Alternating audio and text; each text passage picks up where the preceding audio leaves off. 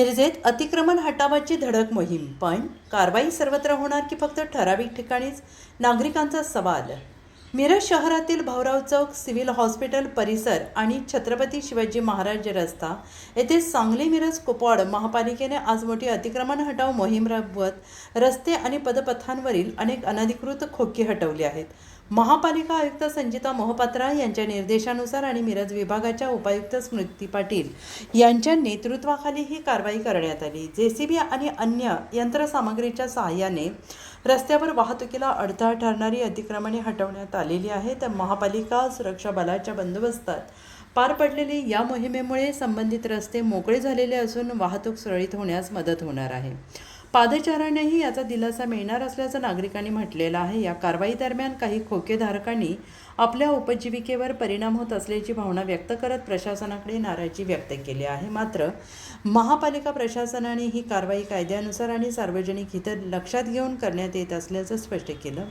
मात्र या कारवाईनंतर शहरातील नागरिकांमध्ये आणखीन एक महत्त्वाचा प्रश्न चर्चेत आलेला आहे.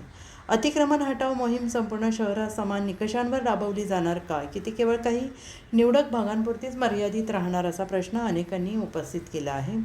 नागरिकांच्या म्हणण्यानुसार महापालिकेसमोरील परिसर, police ठाण्यालगतचे footpath, Khwaja शमना Mira shopping complex परिसर तसेच इतर ठिकाणी काही पदपथांवर व्यवसायाने अतिक्रमण असल्याचं दिसून येत आहे. तसेच रेल्वे स्टेशन, पुजारी चौक आणि काही नामांकित रुग्णालयांच्या परिसरात वाहनांच्या पार्किंगमुळे फुटपाथ आणि रस्ते पादचाऱ्यांसाठी अनुपलब्ध होत असल्याची तक्रार अनेकांनी व्यक्त केली आहे. नागरिकांचं म्हणणं आहे की कायद्याची अंमलबजावणी या सगळ्यांसाठी समान असावी. ज्या पद्धतीने आज काही भागात कारवाई झाली त्याच धर्तीवर शहरातील सर्व अतिक्रमित रस्ते आणि पदपथ टप्प्याटप्प्याने अतिक्रमणमुक्त करण्यात यावे.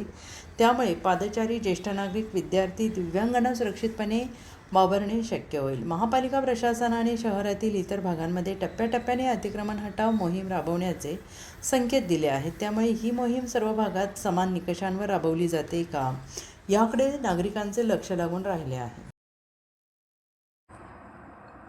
अर्धराज्य न्यूज चॅनलला लाईक करा, शेअर करा आणि सबस्क्राईब करा.